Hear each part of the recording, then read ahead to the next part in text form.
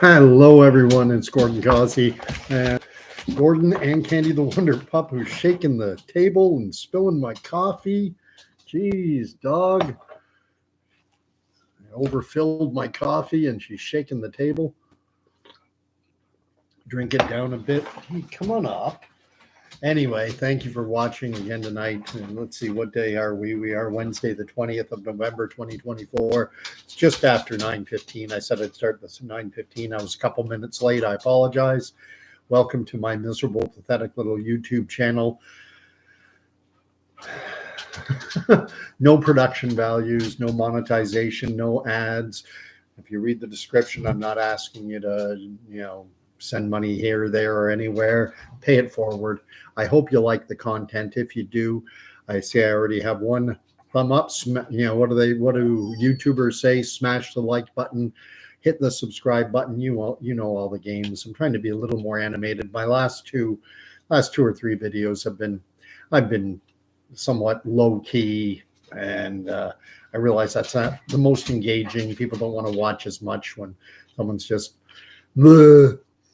So try and be a little more theatrical, but at the same time, the reason I don't like having, dressed up graphics and, the reason I like it being miserable and pathetic is I think it speaks to a degree of authenticity. I've already got Danny here.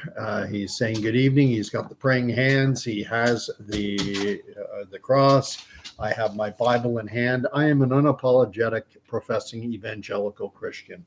I think so many of the problems that we're facing in today's world could be mitigated. This world will never be perfect, but we're progressing. We are a progressive world. Canada is a progressive nation, and we are progressing towards something that is not good. But first, let me deal with my dog because she's going nuts. Shake paw. Oh man, she's full of energy. Speak. And there you go. Candy has her treat. I see there are 3 people watching. Fill up the chat, guys. I wanted to talk about a topic that seems to garner a lot of interest, and that's Canada's Justin Trudeau. I think it garners attention from both Canadians and even from people outside of Canada, because Trudeau has something of a media profile even outside of Canada. Well, that's one area I'll give him some marks in. He has a high profile internationally, higher profile than probably Stephen Harper even had. He's become the poster child for woke, liberal, progressive thought. And so internationally, the woke, liberal, left media and things of that nature, they love him. HM is here. Heather, good evening. Betty is here. And more. So, fill up the live chat. I'm going to be sharing a video and I hope that it shares.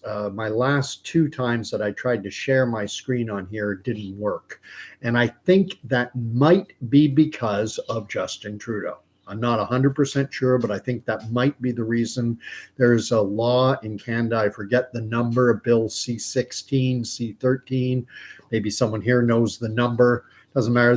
Basically what it does is it's a law that prevents Canadians from being able to share news articles. And I know that on Facebook, if I go to share a news article, that as soon as I hit the share button, I'm hit with a warning or an alert or a little notification telling me that due to Canadian law, you are unable to share this article. Canadians are not allowed to share the news. You talk about, that this is what the Trudeau Liberals are about. They want to control the narrative. They want to control the message. There's only one point of view allowed, their point of view. It's anti-classical liberal. A classic liberal welcomes free speech. I am very much a liberal in the classic sense of the word. I am something of a free speech absolutist. I think that the greatest disinfectant is sunlight, and that, bring everything out into the open. If someone has repugnant, wrong views, let them express them, and then you can refute them. When you put things into the shadows, that's where things fester, where it grows. Everyone's saying hi to each other. Awesome. I love these lives. But I came across this over the last 24 hours or so. What's happened is Justin Trudeau is down in Rio de Janeiro, where there's a G20 summit. That's the world's 20 largest economies, the heads of state, ministers of finance, and others, movers and shakers in the globalist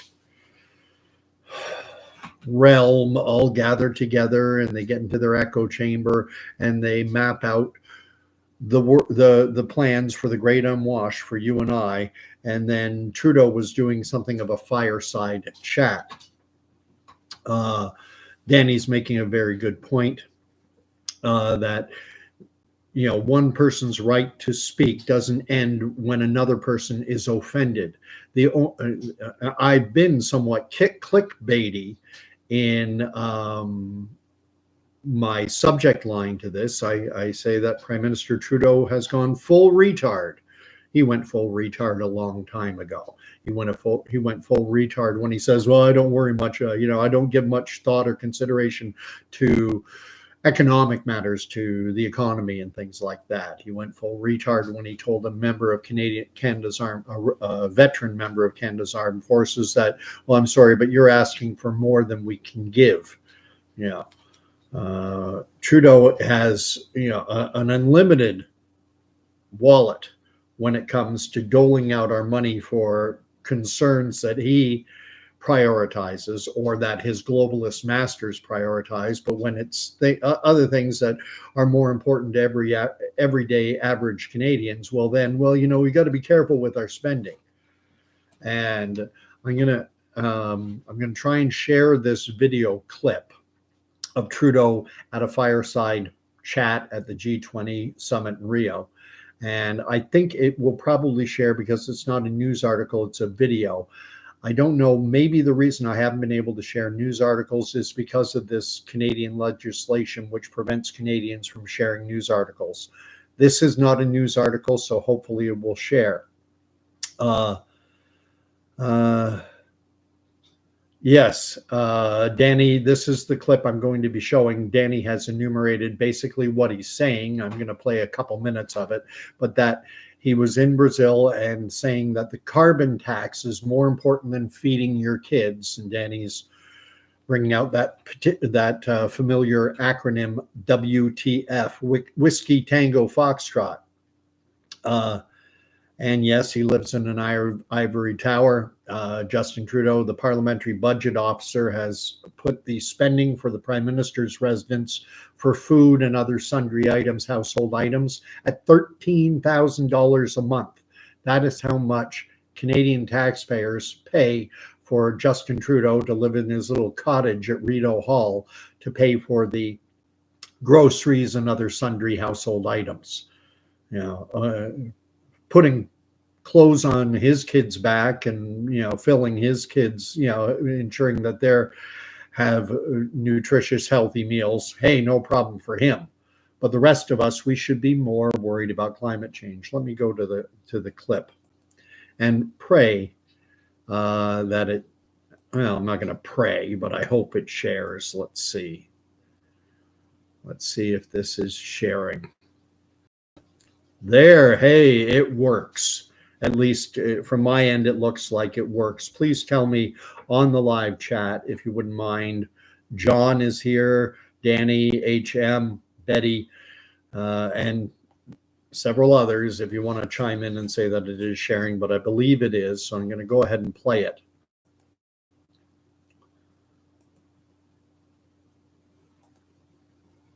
Facing right now is that the direct pressures on individuals and households, the affordability crisis, the being kicked in the teeth by inflation around the world over the past few years, the concerns around the rapid pace of change, the instabilities we're seeing, the shifting geopolitics, the disruptions of the supply chain, have a lot of individual citizens, voters, families really worried that they're not able to make ends meet.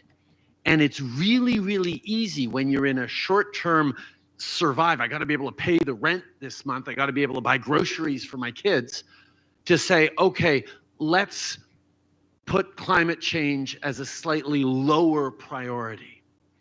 And that's something that's instinctive. When the storm comes, you want to hunker down and just sort of huddle up and wait for it to blow over. We can't do that around climate change. And unfortunately, we have an awful lot of political amplification of the kind of narrative that is directly opposed to that. It's, some very, very profitable oil and gas companies and entrenched interests that very much want people to, put in opposition affordability and the fight against climate change. And that's really the challenge we have to take on. Everyone sort of understands, oh yes, we need to grow an economy and protect the environment at the same time. But when it comes to putting dollars in pockets for people, they don't want to hear about, oh, if they just, pay a little more for an electric car, then that'll be protected. I'm going to end it there. I mean, you see where he's going. I don't think I'm misrepresenting what Prime Minister Justin Trudeau is saying in the least, and it was encapsulated by Danny when he wrote. He said that that the carbon tax is more important than feeding your kids, putting clothes on your kids' back. Let me do the stop sharing. Man, oh man, this drives me absolutely bonkers, having to put up watching this dilettante. If you're not familiar, a dilettante is just a fancy way of saying a poser, a pretender, an actor. Trudeau has about as much genuineness as a veneer-covered piece of pressboard. He's got no depth to him. He has an intellect that is... He has a university degree in literature, for goodness sake. That's his bachelor's. He has a bachelor's degree in literature and his bachelor of education. That's it. He is not a scientist, and neither am I. Justin Trudeau is not an expert on climate, although sitting down there with that guy at the G20 summit in Brazil, he presents himself and he states opinion as fact that the most pressing existential need or existential emergency facing the globe, and by proxy, of course, Canadians, is the pressing need to confront the climate crisis. And we keep hearing about this climate crisis. And now what he is saying is that, we can't concern ourselves and we can't allow our concerns with feeding our kids and putting a roof over our heads and clothes on our kids' back. We can't allow those petty little concerns. I'm paraphrasing a bit, and I'm being a little pejorative, a bit of a straw man, but those concerns, which are primary, now have to be made secondary to this global climate change scare. And I'm going to get into the Bible here, because this is the language of the enemy. This is the language of the prince of this world. This is the language of Satan. Satan wants you, me, and everyone living on this planet, in Canada and every country around the world. Satan wants us living in fear. Satan wants us to view the world as, there's only so much to go around. There's not enough to go around. And so we have to ration things out now. And if you're unable to feed your kids a decent meal, and if you're unable to put, clothes on their back, and if you can't afford to heat your home, well, that's just the price we're going to have to pay, because the big bad boogeyman of climate change is just too pressing a concern. And what bothers me is that the man expressing these opinions, Justin Trudeau, has no qualifications whatsoever to be even talking about it. And in the scientific community itself, there is a debate. There are meteorologists, those who have studied climate, those with the requisite education to speak to it intelligently. There are individuals who contend that climate change is a major concern, and there are others who say it is not. There are varying degrees to which people think human activity impacts global climate. I've said my opinions many times. I'm going to reiterate what I think with respect to climate change as a non-expert, but I can deal with historical fact. But before I do that, let's see. The video, it all worked well. Danny's writing, all his fault. Justin, repeat after me. Mea culpa, mea culpa, mea culpa. Maxima culpa. Mea culpa is Latin for guilty. Guilty as charged. And yeah, it is sad that he is our PM, but we are stuck with him. Only 33% of Canadians voted for the Liberal Party in the last two federal elections. That would be 2019 and 2021. The Conservatives actually won the popular vote in each of the last two federal elections, but because of the first past the post voting system that Trudeau lied when he said he was going to eradicate it. He said in 2015 that on the night he was elected, part of his acceptance speech was saying that this will be the last elections Canadians will ever have with the first past the post voting system, and he lied. He lied when he said that the budget would be balanced by the end of his first term. He lied. He said he would be an open and transparent and ethical government. He lied. He lies after lie. How do you know when Justin Trudeau is lying? Watch his lips. If they're moving, you got a very good chance of what's coming out is a lie. HM is writing trust fund baby qualifications. That's what he has. If his name was Smith or Johnson or Boisino or anything but Trudeau, he never would have been elected prime minister ever. It's only because of the fame that that he got by proxy by virtue of his father, and love Pierre Trudeau or hate him. At least Pierre Elliott Trudeau repatriated the Constitution to this country, had a degree in law, and that's what government does. Government enacts laws, amends laws, creates laws. You would think, if you're going to have someone build a car, you would think they should be a mechanical engineer. If someone's going to create laws, you would want them to be a lawyer. We've got a guy with a degree in literature and a Bachelor of Education whose principal job before becoming Prime Minister of Canada was a drama teacher, and probably just a supply teacher at that school in British Columbia that hired him. They only hired Justin Trudeau, in my opinion. The only reason he was brought on staff there was because for fundraising. It's a private school. They need to raise money. They need donors. So they put on their staff Justin Trudeau, son of former Prime Minister Pierre Elliott Trudeau. And I don't want to get into it. There's tons of speculation as to the real reason. Trudeau himself has given conflicting reasons for his departure from that school. There has been speculation of inappropriate relationship between Trudeau and a student, and involving hush money and a non-disclosure agreement. Our media, we're certainly never going to get a definitive answer from our media. They are going to build Trudeau up. They're going to try and make him seem wonderful. Boom. Danny says total inability to read, full stop. John is asking if I've seen the Trudeau immigration video.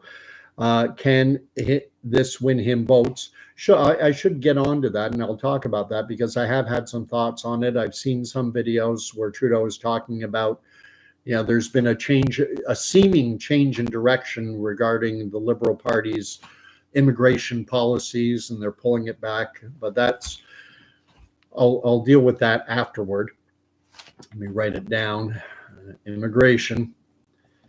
I have some very fixed opinions on this change of direction that the Liberal Party has undergone. Whale Oil Beef has showed up, and he's saying that human activity is mainstream news dogma. Absolutely. Human-caused climate change is an irrefutable fact, except for the fact that it is not. Climate is simply too chaotic a system to be able to definitively say this causes that. There is this ignorant use of what is called cause and effect reasoning that takes place with climate. People see since the industrial age in around the year 1800, the planet has entered a warming trend. Ergo, it is argued by these idiots that since mass industrialization started around 1800 and we've had a warming trend, ergo, the mass industrialization, human activity has caused climate change. And that is specious reasoning at the best. Cause and effect. This is why we have the scientific method, to eliminate the potential to fall into that trap of assuming cause and effect. And Trudeau is guilty of that. Although, I have to say, Trudeau is not, he's just carrying the ball. He's a spokesperson. He's a salesperson. He's selling this notion of climate change. He knows nothing about it. He doesn't have the requisite education or scientific background to speak to it intelligently. He can just parrot whatever the talking points they give him from his global masters. Let me read up on what's being said. Human activity is mainstream news dogma. In my area, the TV says there's a cyclone bomb out in British Columbia. They're getting hit. We're getting hit with these new words. What was the one? A river, an atmospheric river was coming down. We're hearing all these new climactic terms that maybe had some currencies in academic circles, but no one ever heard them. And now they're mainstream, being pounded at anything that's bombastic and will scare the living crap out of people because they want the human population living in a state of fear. Crisis management. If you want to affect serious systemic radical change, it's nigh on impossible to bring about radical severe change absent a crisis. You need a crisis if you want to be able to move in a country like Canada. If you want to bring in radical change, you need a crisis. And if a crisis doesn't present itself, then you can invent a crisis. And anyway, what Whale Oil is saying, and he's on the West Coast, is that it was no different than any time in the past, in the last 2 or 3 years, windstorms. They've had these windstorms before, but they weren't in the paper being talked about as a cyclone bomb. Danny's writing that Pierre Elliott Trudeau, that he was intelligent, and he was a smart man, unlike his son Trudeau, although some suspect there's a pervasive rumor going around that I don't believe, but I still like it anyway, that Justin Trudeau is the son of Fidel Castro. I even heard that when I was down in Holguin, Cuba, from a tour guide. He said, and he could sense my political bent, and he asked me if I'd heard this rumor. It's all over Cuba that Justin Trudeau is Fidel Castro's illegitimate son. And he's Canada's, I would say, illegitimate prime minister. HM calling him a chronic liar. HM thinks we're 9 years too late. Now we're getting Danny talking about the potential for HARP-style weather climate control. So my views on climate are this, and I've said them many times, but in and around the year, the date I see most frequently mentioned is 950 AD, about 1,000 years ago, a little over 1,000 years ago, or in around 950 to 1,000 AD, or if you prefer, Common Era, CE. The planet entered into a climactic cycle, which is referred to as the medieval warming period. And the medieval warming period is said to have lasted from in around 1000 up until about 1400. And it was marked by a time when the Vikings they named a landmass off the west coast of Europe, northwest coast of Europe. They saw this landmass and they called it Greenland. And the reason they called it Greenland is because it was a green land. The ice sheets had rolled back to such a significant degree due to climate change that the Vikings went and they established 2 or 3 permanent settlements on Greenland. And those settlements thrived for somewhere between 200 and 300 years. Climate change, global warming, it happened from 950, 1000 until about 1400 AD. Then in around 1400, we went through a new period of climate change. The warming trend was over and we entered a cooling trend referred to by climatologists as the Little Ice Age. And from 1400 till 1800, there were climactic adverse weather events. There were hailstorms across Northern Europe. We have this in historical records of people, cattle, buildings being destroyed by hail that was enormous in size, baseball-sized hail falling down, killing people, killing livestock. And even back then in the 14, 15, 16, 1700s, this was viewed as unnatural. This was viewed as supernatural. They didn't blame, well, actually they did. You could say they blamed human activity because they came up with this term that in English would be called weather cooking. And what they did is they put hundreds, probably thousands, mostly women to death because they were accused of consorting with the devil to alter the weather. Because when you deal with climactic trends of warming and cooling, and these climactic cycles last 300-400 years, it's outside of living memory. No one has ever seen anything like this before. And so the assumption was this is not natural. And that's the same type of situation we're living with now, is because, I grew up, I spent a year and a bit growing in 1975, in October 1975 until June of 1977. I think that's about right. I finished grade 4 and did all of grade 5 in Burlington, Ontario. And the snowbanks were 5-6 feet high on the street. And at that time, climatologists were predicting that we were on the cusp of a new ice age. It was, crazy, but, there was a lot more snow in years gone by. Now, the winters are not nearly as severe as they were when we were growing up. So people say, well, it's unnatural. That was natural.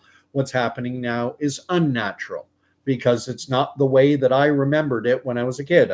I'm 60, 70, 80 years old now, and the weather isn't the same as what it used to be. Well, of course not, because climate goes through these cyclical periods of warming and cooling.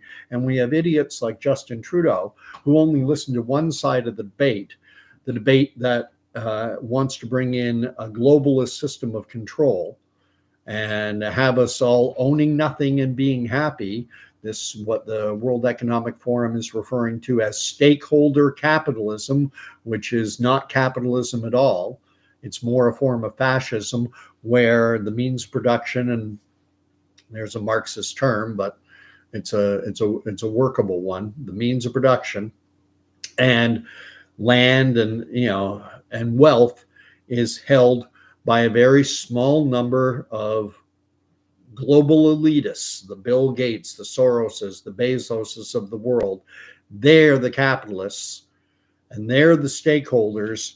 You and I, we are the stakes. We are the things being held, and we are to own nothing and be happy, while the Bill Gates types of this world, they get to own everything. And so they're selling this notion of climate change to get us to willfully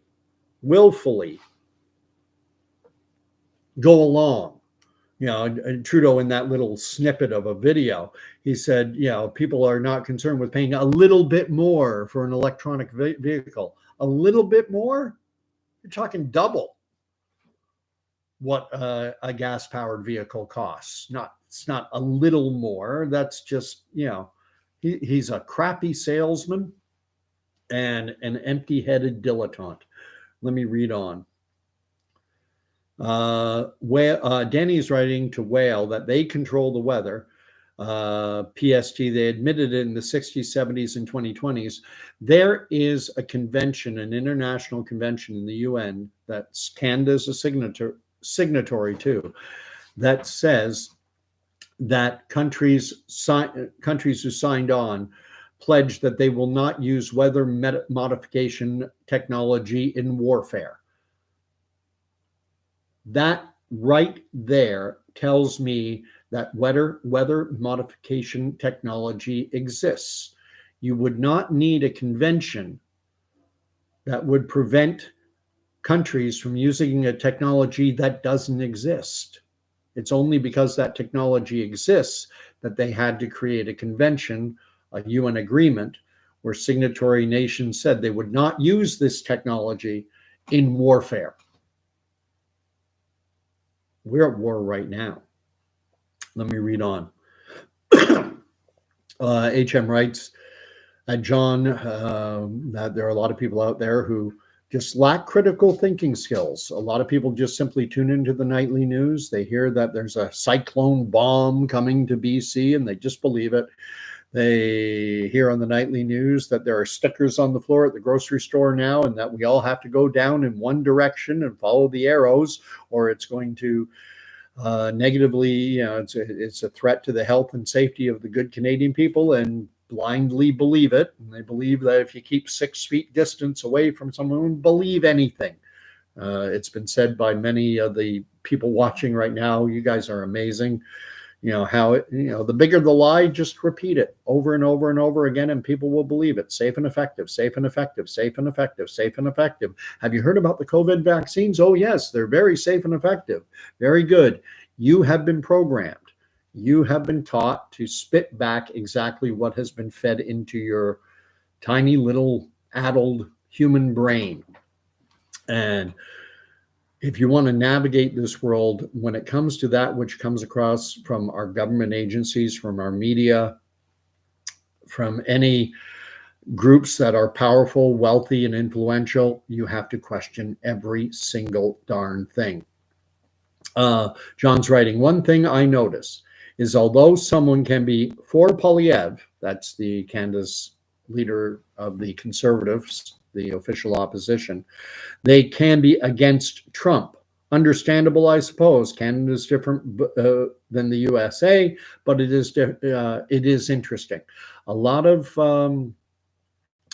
Trump is a very polarizing figure, and there are a lot of people who just don't like his personality. And to be entirely candid, there are things about that man's personality that I do not like. He is so boastful. Lack of humility. Yeah, no one else can solve these problems. Only me. I'm the only one. Okay. Yeah, absolutely. Everyone knows it. I'm the best. I'm the greatest. I'm the this. I'm the that. He's not the most humble person in the world. He's not the most statesman-like. He's not the great orator. He's certainly no John F. Kennedy or even a Barack Obama. Or Barack Obama had an oratory. He had a presence. His speech was eloquent. Trump is, and pardon this, I'm going to swear, but Trump is a shit talker. And I've come to appreciate the fact that Trump is a shit talker, because at least I know he's not just reading from a teleprompter and just throwing out talking points that have been, given to him. He, when he talked about Liz Cheney, she's a very dumb person, very, very low intelligence, very stupid. That's not the most, whether that's true, whether that's right, wrong, or in between, it's not the type of thing we're used to hearing from our politicians. It's not very gracious, but it is what it is. And so I can certainly understand why there are Canadians who like Poilievre but don't like Trump.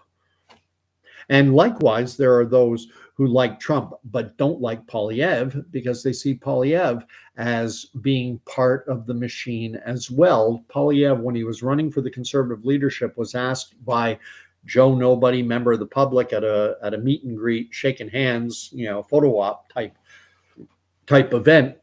A guy came up and he said, what's your opinion on the UN Sustainable Development Goals, these famous SDGs?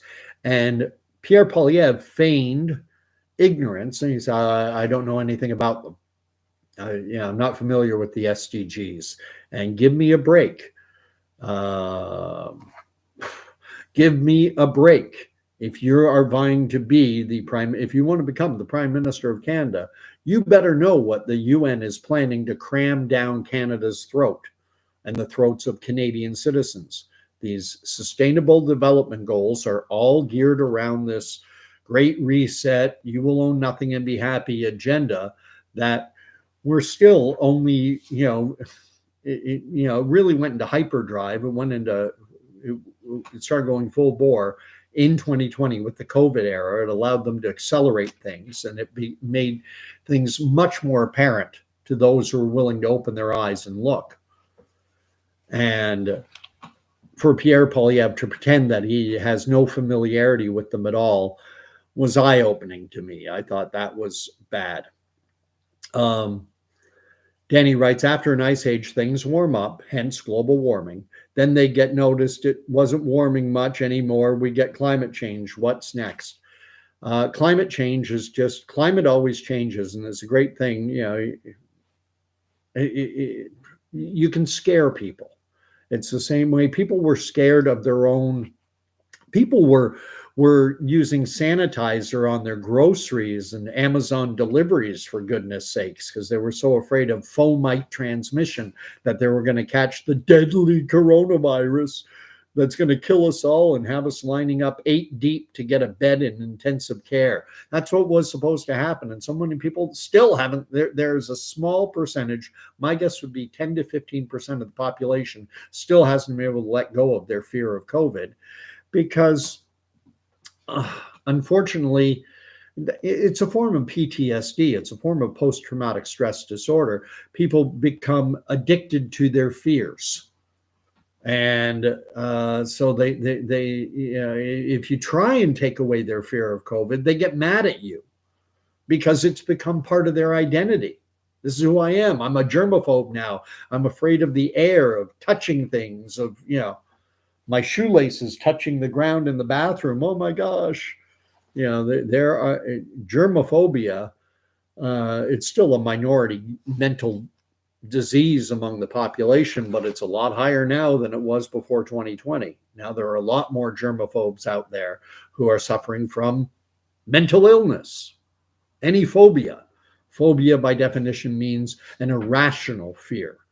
Fear is natural. It's okay to be afraid. If a tsunami is coming at your house, well, you should be afraid and you should start running inland. It's a rational fear. But being afraid of the air around you, when it impacts your ability to function in society, if you can't shake hands with someone, that's an irrational level of fear. Whale Oil Beef is talking about carbon dating. Don't want to go too far off. Oh, I've got mud duck farmers showed up. Look at the dams China is building. They're changing the natural weather patterns. All kinds of things happening in this world. And the problem is Canada is, we've got a population of in and around 40 million now. We're a drop in the bucket. We could completely eliminate all our carbon emissions, and it wouldn't have any impact whatsoever on global climate. Even if human activity does have some degree of influence on global climate, we're too small a player. It's like that guy who thinks that the fourth line center on the Toronto Maple Leafs, that he's the reason they didn't advance past the first round of the Stanley Cup playoffs, is because of a fourth line center who plays 3 minutes a game. That's Canada on the world stage. There's a good hockey analogy. We're a fourth line center who spend half the games up in the press box because we're not that good. We are not that important. But we are close to the tip of the spear when it comes to this globalist agenda to totally rework the world's economic systems. And again, it went into hyperdrive, went into high gear in 2020, but it's called Agenda 2030. We're not even halfway from when it really started ramping up until 2030. We've still got another 5+ years to go until we get to the goals that they have for Agenda 2030. And then beyond that, there's Agenda 2035 and Agenda 2040. I would invite you to read up on those. They're too much to get into here, and there's too much overlap. But anyway, reading on. John makes a point, and it's a good one. I think that people can critical think, but maybe they're exhausted, stressed, tired. There's a point at which it becomes overload, and people need to shut down, and people do it all the time. Those in what I call the freedom loving, the pushback types like myself. There are times when you just need to take a break from it all because it's just coming at you constantly. And there are individuals, one guy's name is Jason Christoff. If you ever want to check out his content, he writes a Substack and he does videos. And he talks about, it's a globalist agenda to rob you of your joy, to rob you of your humanity, to stress you out. And, on the one hand, I'm not worried about climate change. Yeah, the climate's going to change and there's nothing we can do about it. But I am worried about the way that climate has been politicized and weaponized to bring about systemic change that I do not want. And so, well, I'm not worried about climate, what they're telling me to be worried about. I'm worried about what how they're using it and what they're ushering in. And that's where I'm going to get into scripture for a bit, because I tell you, I know that it's not in today's culture. We've been conditioned, programmed, told to believe that, the Bible is not for smart people. The Bible is only for ignorant people. And we forsake so much wisdom and peace when and the ability to navigate this crazy, insane world when we ignore these books. Because the Bible is a book, but it's also a library. It's 66 books. Let me read up on what's being said. Danny likes my Trump impression. I've been thinking that I should get myself one of those MAGA hats, the red MAGA hats that have the blonde hair spilling out over them, and put on my suit and a red tie or a gold tie, and then do parties, do Christmas parties, and go as Trump. Just because there are individuals who do that kind of thing. Although I'm not. I imagine if I lived in Toronto or a major center, it would play better than it would out here where I live. Belleville's the biggest city, 55,000. That's the closest decent sized city to where I live.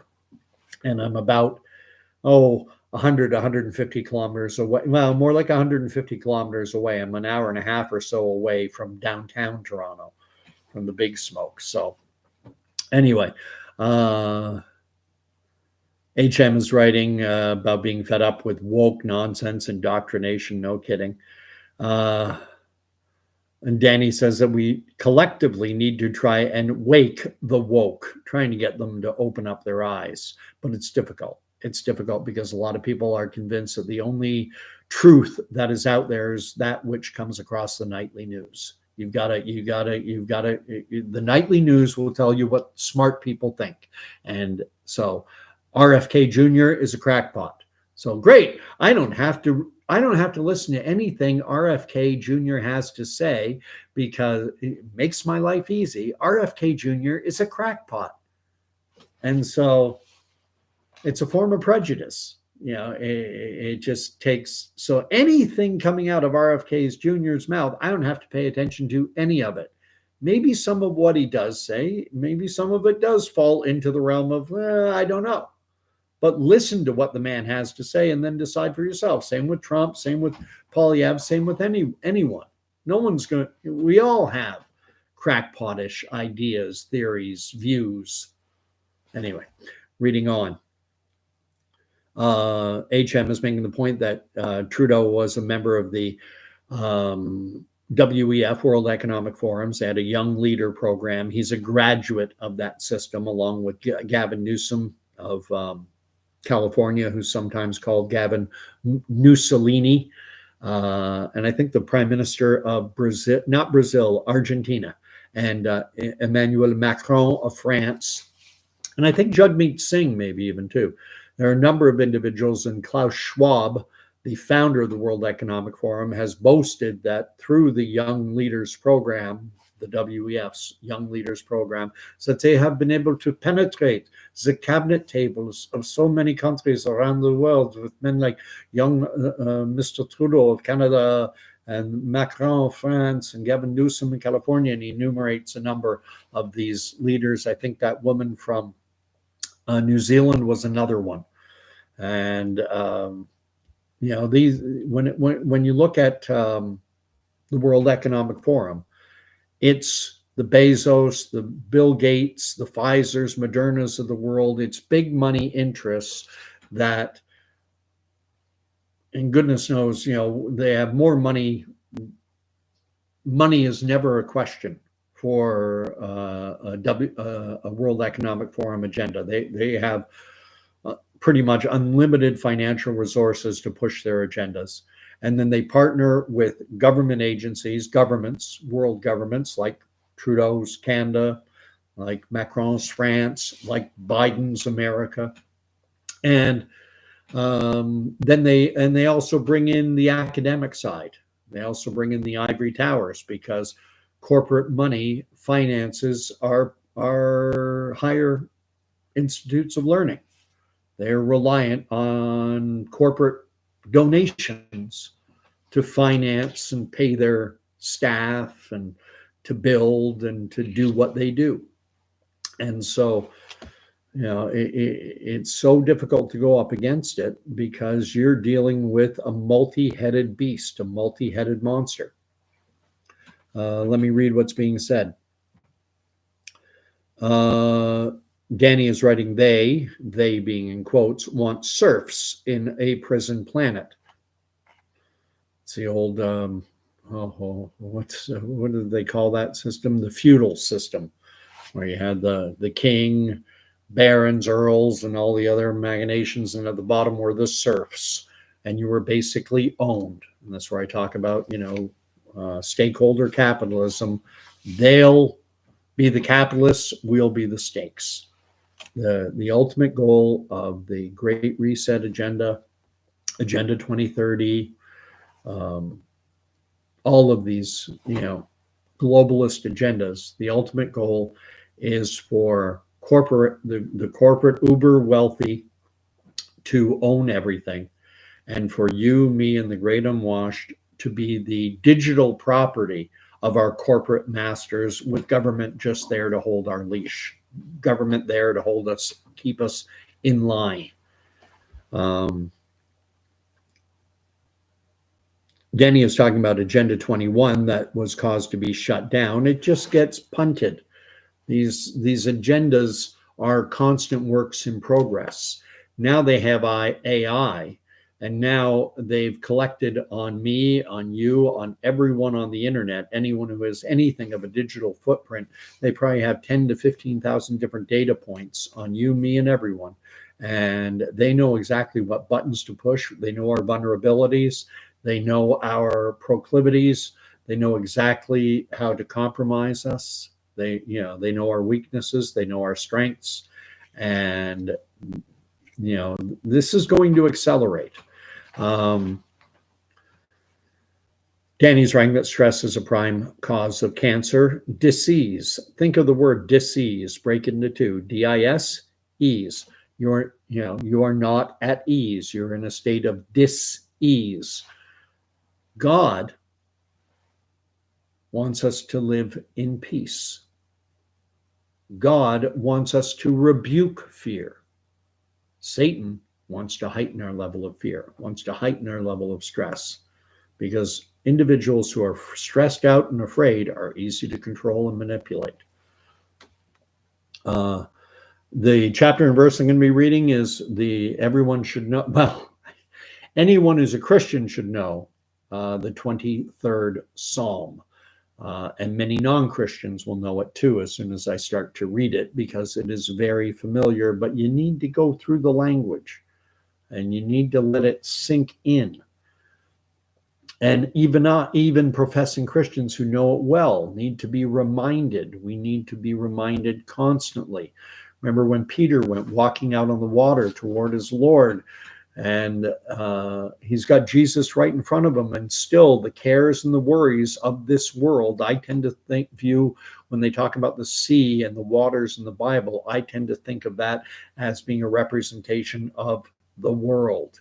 And the world, the waves started crashing up against Peter, and he became afraid, even though he had Jesus right in front of him, and he began to sink below the waves, and Jesus was there to rescue him. But Jesus rebuked him and said, "Why did you lack faith? Why did you lack faith? You had it."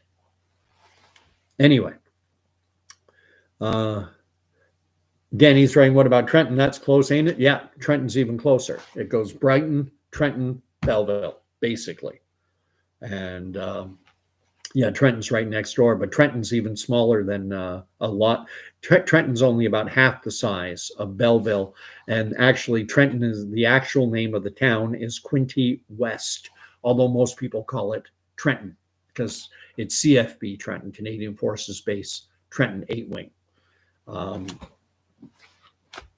It's like in Gagetown, the town. Anyone living who's not in a PMQ, not in the what they call the shacks or the private military quarters, they live in Oromocto, and in Valcartier, the town that Valcartier is located in is Courcelette. Can't believe I still remember that. John likes my impression of Klaus Schwab. That's my generic German impression. Whenever I want to do a German accent, it's just like that.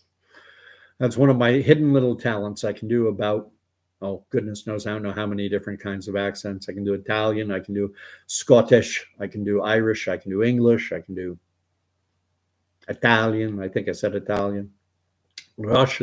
Russian is one of my favorite accents. It's a great accent because it's not difficult. You just have to pronounce every syllable of every word and just change W sometimes to V and like that. And it's good. I like it. Russian accent, lots of fun. But this could also be Serbian or the Ukrainian or other Slavic type language. There we go. Let me read what's going on. Danny's writing that over half of the cabinet, Justin Trudeau's Liberal cabinet, are WEF, World Economic Forum types. Freeland is on one of their board of directors.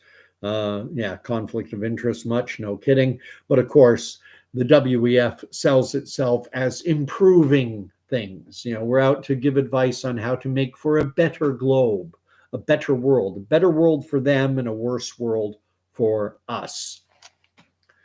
Denny knows something by heart. Now I have HM has highlighted it. How far do you think the beast system will get before Jesus reigns them in, or no flesh on earth will be spared if he does not get here soon? Food for thought. We're not to worry. We're not to worry. And that's, when I was reading from the book of Jonah, and the king of Nineveh is presented with Jonah's warning that yet 40 days and Nineveh will be destroyed. What did the king of Nineveh do? He got off his throne. And we all have a tendency, Heather, Danny, Whale Oil, John, Sharunian, everyone, Betty, all have a tendency to sit on a throne, and we want to know, we want to understand, we want to intellectualize, and it's not in our hands. It's not in our hands, and that's difficult. That is difficult. That's hard to. We have this view of sovereignty over our own lives, and that's where I'm going to wrap things up because I could probably go on for another hour. Really loved everyone chiming in, but let's read the 23rd Psalm. and what it says. This is probably the most famous, the most well-known of the Psalms. And the word psalm just means it's a song, a song. And this is a psalm of David, King David. And it says, "The Lord is my shepherd, I shall not want. He makes me to lie down in green pastures. He leads me beside still waters. He restores my soul. He leads me in paths of righteousness for his name's sake," not for my sake. That's important in my mind. He leads me in paths of righteousness for his name's sake, for the sake of his holy name. Not so that everyone will look and say, "Oh, look at Gordon, he's such a good and righteous guy." No, the ultimate is for people to say, he's a Christian, he's being led by Christ. It's God's spirit within him. It's not what he's doing. Even though, yeah, and I like the King James language better. It says, this is the English Standard Revised. "Even though I walk through the valley of the shadow of death, I shall fear no evil, for thou art with me. Thy rod and thy staff, they comfort me." I'm not to be afraid. I'm to rebuke fear. I fear no evil.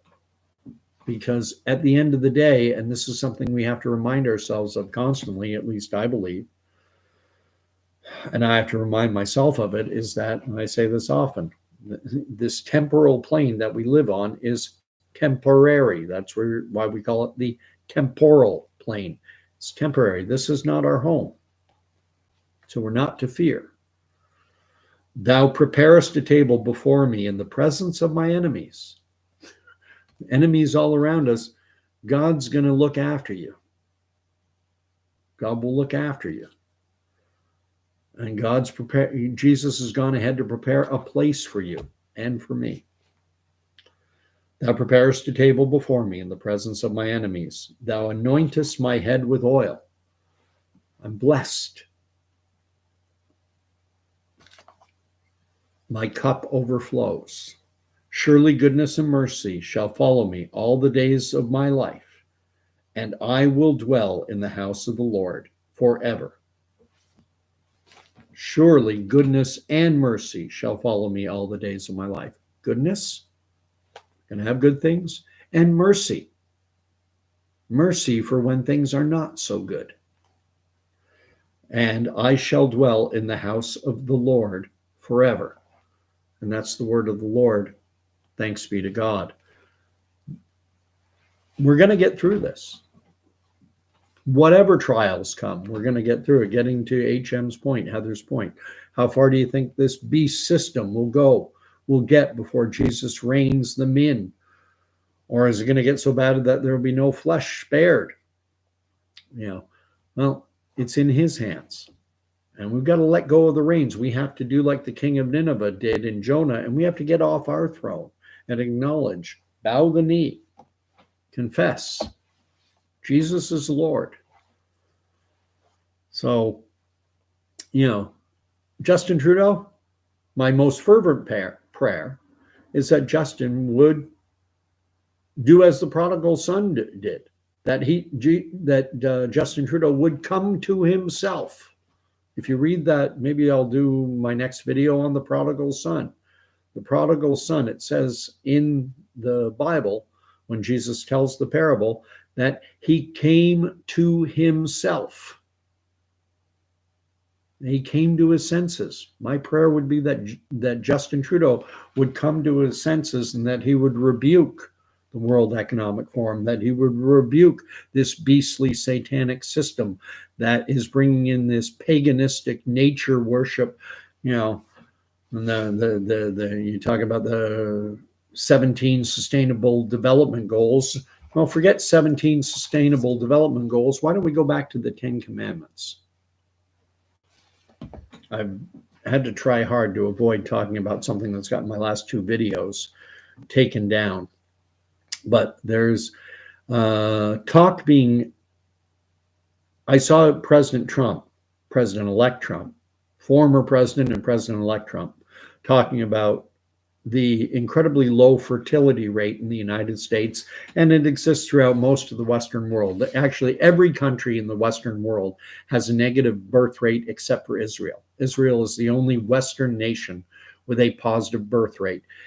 For a population to maintain itself and simply not drop, you need 2.1. 2.1 will maintain the population roughly where it is right now. If you're below 2.1, then your population is going to decline. If you're over 2.1, your population is going to increase. That's natural growth.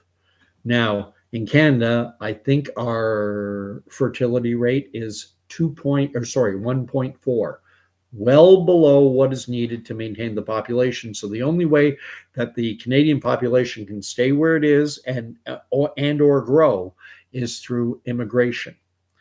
And there are individuals who think that the planet, 8 billion people, that this is not sustainable, that we have too many people chasing too few resources on this planet, and that that number needs to come down. The only thing is, Canada contributes nothing to an increasing global population. The United States contributes nothing to an increasing global population. Same with Western Europe, Australia, New Zealand. None of these countries, no countries in the developed world contribute to a climbing global population.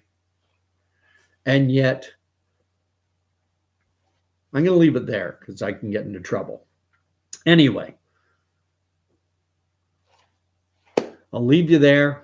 That said, because I've had 2 videos taken down, I don't want to, when talking about this notion of, how many people can this planet support, that seems to get me in trouble. So I'll end it with, may the Lord, as I always like to do, may the Lord bless and keep you. May the Lord make his face to shine upon you. May the Lord grant you peace. Pick up a Bible, read that. I find such comfort in these words. The Lord is my shepherd, I shall not want. He maketh me to lie down in green pastures. He leadeth me beside still waters.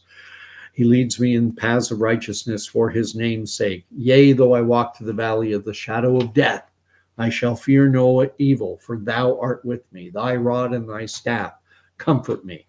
Yea, though I walk through the valley of the shadow of death, I shall fear no evil. That's from the King James Version, which is what I memorized years ago. Still, I haven't got the entire 23rd Psalm memorized anymore, but I still remember that part.